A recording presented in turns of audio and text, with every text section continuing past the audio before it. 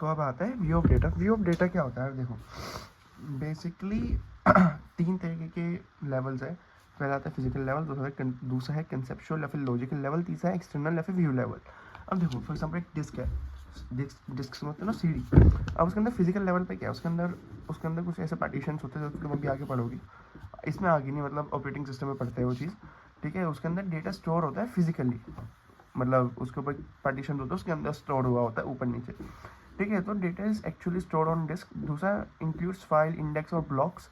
तीसरा low level language होती है, हार्डवेयर फोकस्ड होता है, मतलब यार फिजिकल लेवल, फिजिकल भाई हार्डवेयर, ठीक है। दूसरा आता है आपका लॉजिकल और कंसेप्चुअल लेवल, इसमें आता है structure of the entire database.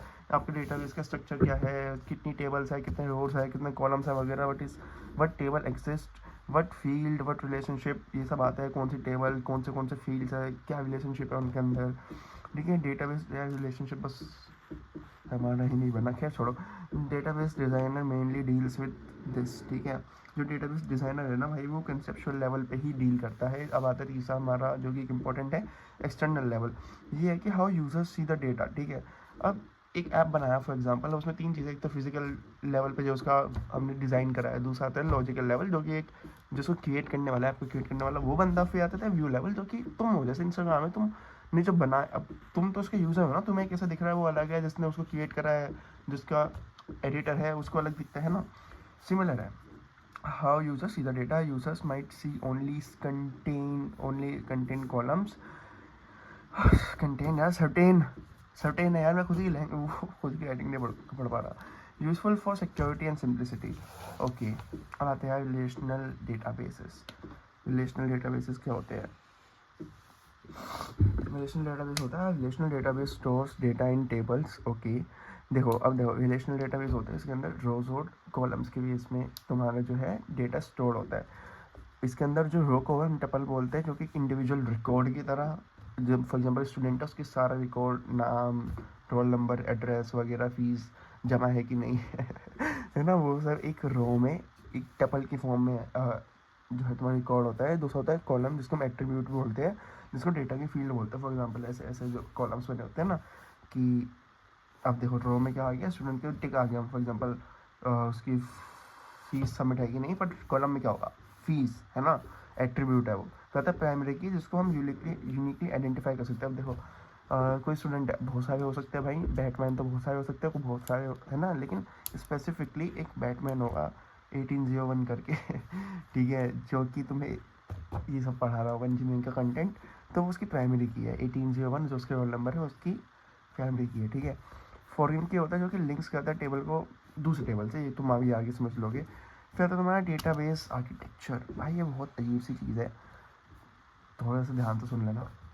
अभी क्या होता है, देखो पहला आता है तुम्हारा वन टाइम आर्किटेक्चर। इसमें होता है users directly interact with the DBMS, जो तुम्हारा यूज़र है वो डायरेक्टली तेरा डेटाबेस मैनेजमेंट सिस्टम जो है उससे जो है इंटरेक्ट करता है। ये मोस्टली डेवलपर्स और टेस्टिंग के लिए होता है। अगर खुद सोचो, जो इंस्टाग्राम में जो वर्क कर रहा है, जो बंदा मेटा में वर्क कर रहा है, वही तो उसको डायरेक्टली एक्सेस कर सकता है। हम थोड़ी एक्सेस कर सकते हैं इंस्टाग्राम के डेटाबेस को या उसके मैनेजमेंट सिस्टम को, है ना। तो डेवलपर और टेस्टर्स के लिए होता है। दूसरा आता है तुम्हारा टू टायर आर्किटेक्चर, जो कि तुम्हारा क्लाइंट सर्वर मॉडल में बेस है। क्लाइंट होता है तुम्हारा, एप्लीकेशन सर्वर होता है DBMS, database management system, common in small systems. Example जो जावा ऐप है वो कनेक्ट करते हैं तुम्हें MySQL से।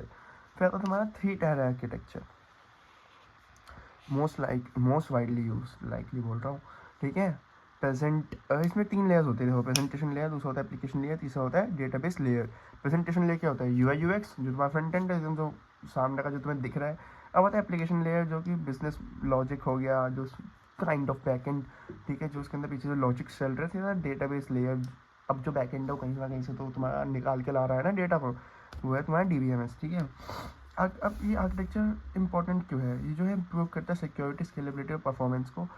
ये भी समझाने की ज़रूरत पड़ रही है तो भाई इंजीनियरिंग छोड़ दो ठीक है, यही है बेसिक चीज़ें। हाँ डेटा मॉडल्स भी पढ़ लो, इतनी इतना इंपॉर्टेंट नहीं है, इसको तुम स्किप भी कर सकते हो, ठीक है। पर स्किप अगर कर रहे हो तो उससे पहले लाइक और सब्सक्राइब कर देना। Way of organising data and describing data. देखिए रिलेशनल डेटाबेस मॉडल जो कि टेबल्स के फॉर्म में होता है। हायरार्किकल डेटाबेस होता है जो कि तुम्हारे ट्रीज के फॉर्म में होता है। मैंने पूरी बाइनरी ट्री की प्लेलिस्ट डाल रखी है, जाके देख लेना, 15 मिनट में पढ़ा रखा है पूरा, ठीक है। नेटवर्क डेटा मॉडल होता है जो कि ग्राफ्स के फॉर्म में होता है। एंटिटी रिलेशनशिप होता है, ER मॉडल, जो भी हम अभी आगे पढ़ेंगे भी, ठीक है। उसके बाद आता है तुम्हारा डॉक्यूमेंट नो SQL मॉडल वगैरह वगैरह, ऐसे मोंगो DB वगैरह में यूज़ होता है। ये तुम्हारी फोर्थ यूनिट है, ये भी पढ़ाऊंगा, टेंशन मत लेना। इसके बाद आता है तुम्हारा की वैल्यू मॉडल, और आता है तुम्हारा कॉलम डेटा मॉडल। ये बैठने की चीज़ है यार, स्क्रीनशॉट ले लो, बैठ लेना, कोई नीड नहीं है। अब इसके बाद मैं और आगे यूनिट 2 बढ़ाने वाला हूँ, तो उसके लिए दूसरी वीडियो पे आ जाना।